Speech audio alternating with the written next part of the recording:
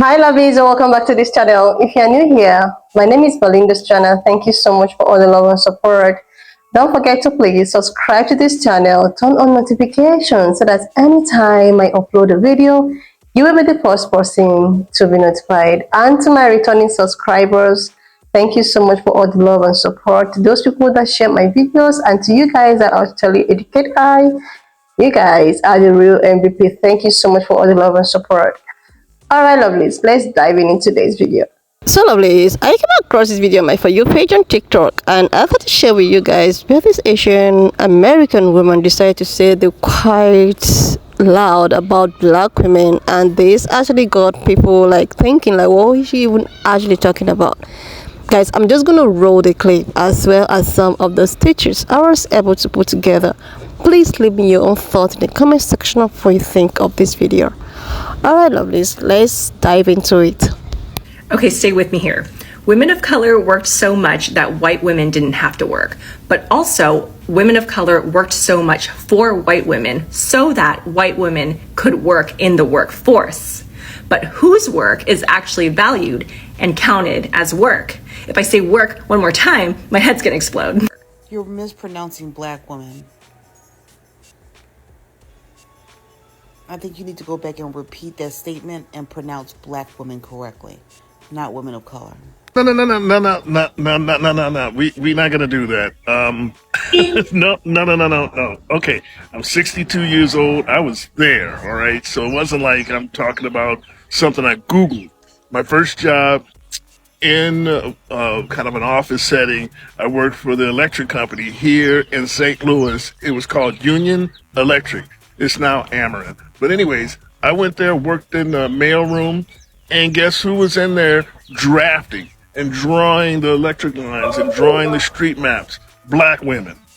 Black women. There was nothing but rows and rows of black women. When I went to the post office, the postal service, where my dad worked, and who was sorting the mail? Black women. There wasn't no women of color. These were black women. You go to the grocery store in the back, there's black women. I mean, let's not rewrite history, okay?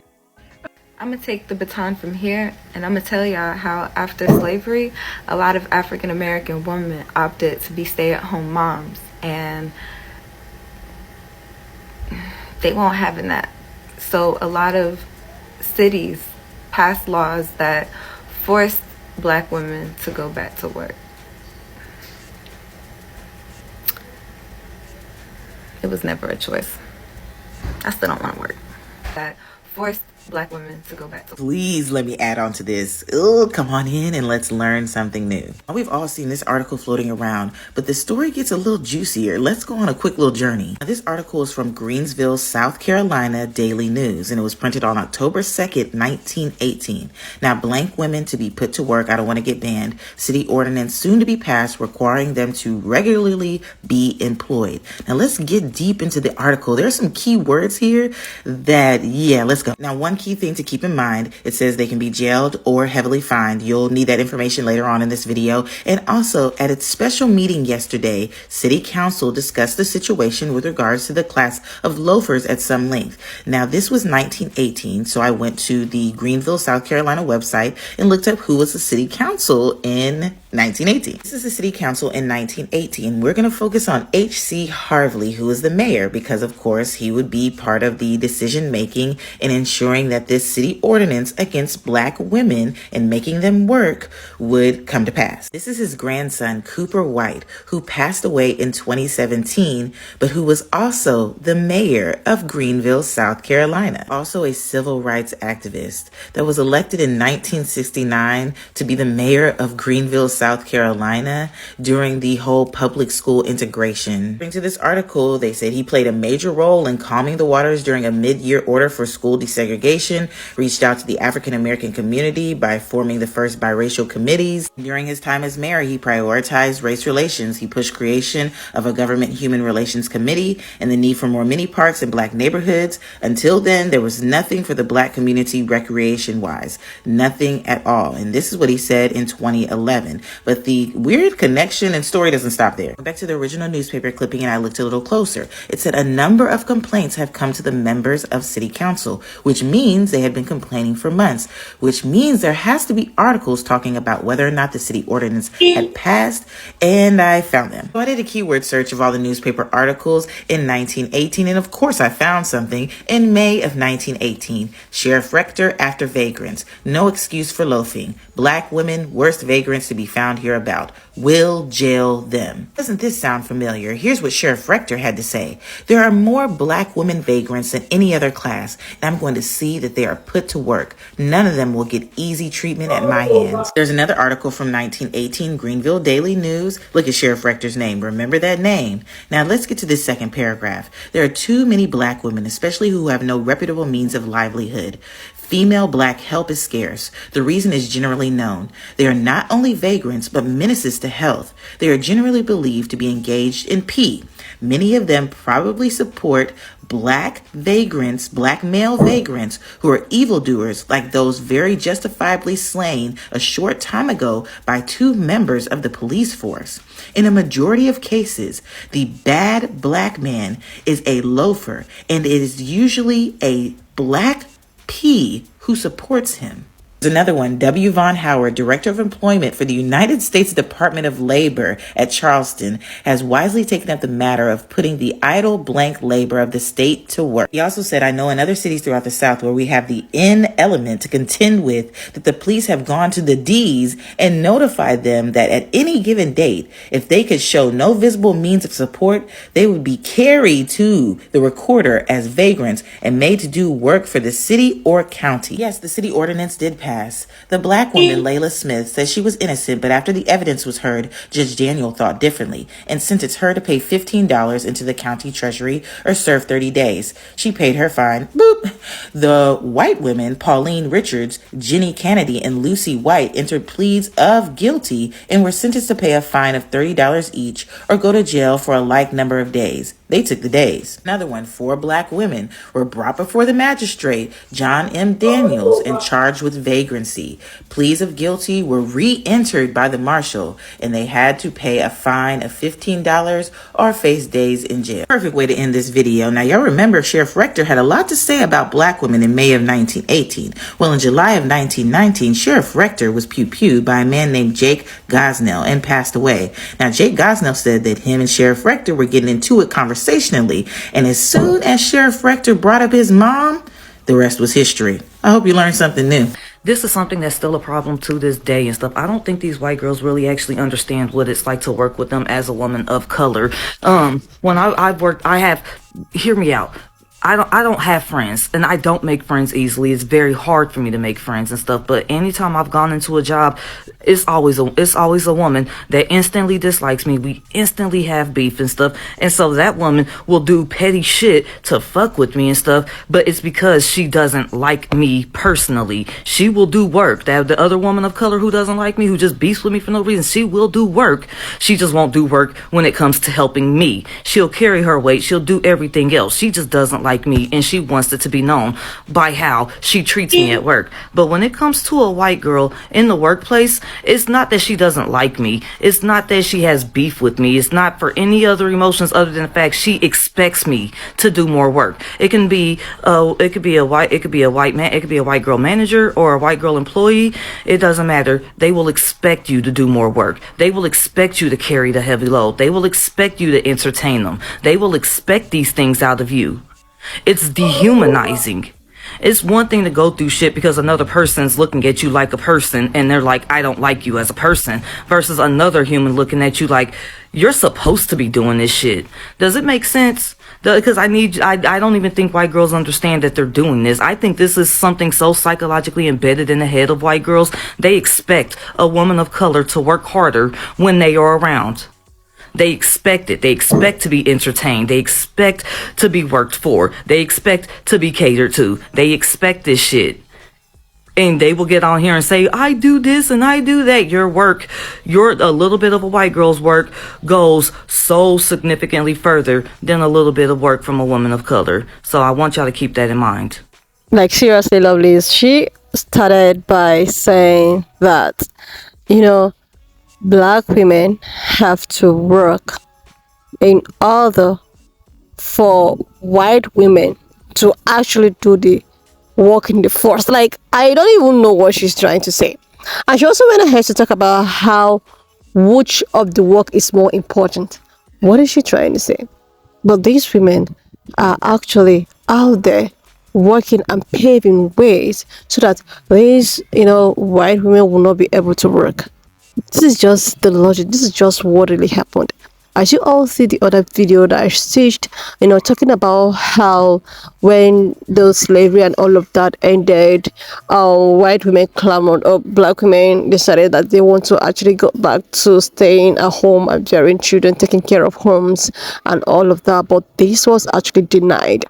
This was denied and was, announced that black women should go back to work.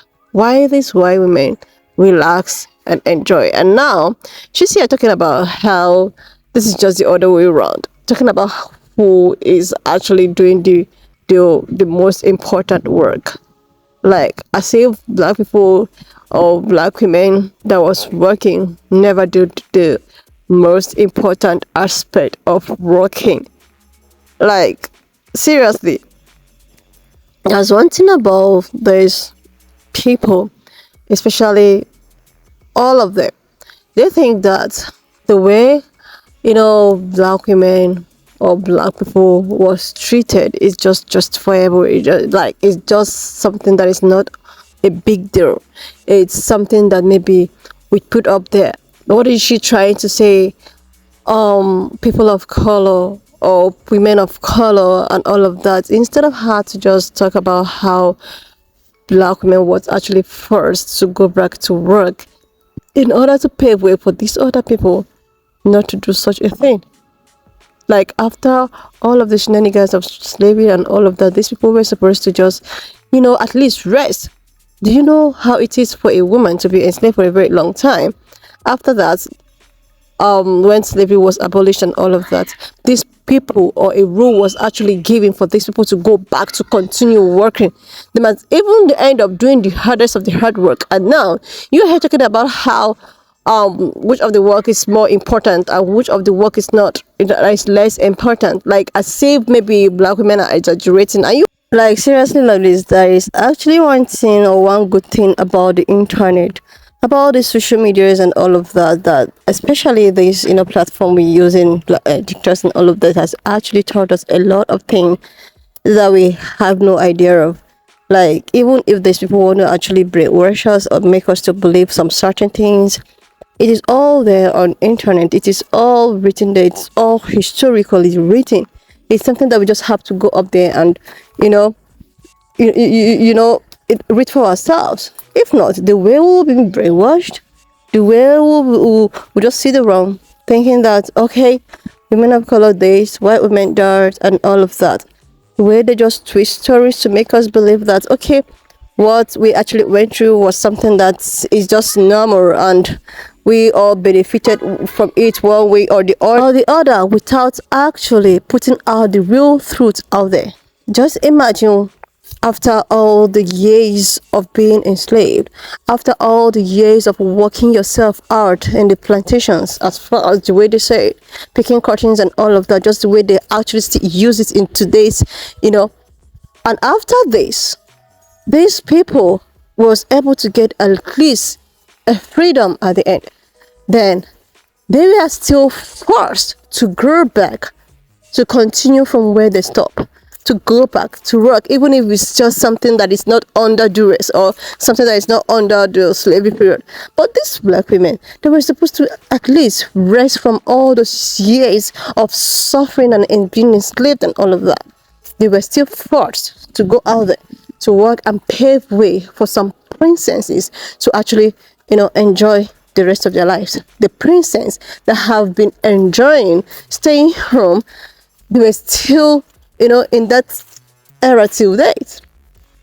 Even as we speak right now, some of all these things are still in place. If you go to some, workforces and all of that, black people are being put in a kind of position that warrant them to do some kind of strenuous job or strenuous positionary job whatever.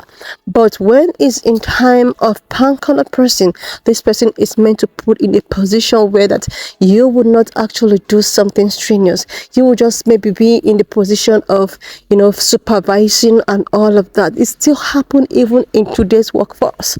And this is exactly what you are trying to bring out. You are trying to tell us that, okay, although these black women are working, yeah, they are working, but the work which they are doing is not to be compared to that of a white woman who will just come and supervise the work, because you feel that these white women are more professional than the ones that is doing the linear jobs, right? This is still what is happening today, and this is what I feel that you are trying to bring it out there. Even if your video was just, some minutes, this is what you're trying. That even if they are the ones, okay, doing the hardest of the jobs, they are still not the professional ones that will stand out maybe anytime there is, this is just something that has been in the society, and it will continue being here even if these black people have the managerial positions and all of the managerial position and any other position you can take up. But as far as a pan-colored is in the said workforce, this person will be given a position rather than to give, what I mean. There is a video I actually saw about this crack of a guy. He actually talked about how he can never board a flight that is flown by a black pilot, because he feels that black pilots are not professionals. Because he feels that they are not professionals, they are not qualified to actually fly, birds. When it is pan-colored person, oh, since this person is a pan-colored person, this person is actually qualified. And I used to ask myself, how does skin color has to do with someone's educational qualification? This is exactly what we're talking about. Even if you are qualified, even if you have all the skills, but because you are wearing this, you are not qualified. You will be put under someone that you are even more qualified because of the color of your skin. It's still happening even in some organizations, even today. Anyways, lovelies, why not just leave me your own thoughts in the comment section of what you think of this video. And do not forget that we do not support any form of bullying, harassment, or we're just here to educate ourselves, enlighten ourselves, learn some historical facts that we were not opportune to be taught in schools, even if they try as much as they can to deprive us from learning so much from school. But thank God for what we have, for the resources we have these days to actually learn and enlighten ourselves. So please share this video, subscribe to this channel if you're yet to do that, and I will see you lovelies when I upload the next one. If you have watched up to this extent, thank you so much for all the love and support. Don't forget to please leave me your own thoughts in the comment section of what you think of this video. And do not forget that we do not support any form of bullying, harassment, or whatsoever. We're just here for educational purposes, guys. So please, why not just share this video, subscribe to this channel if you're yet to do that, and I will see you lovelies when I upload the next one.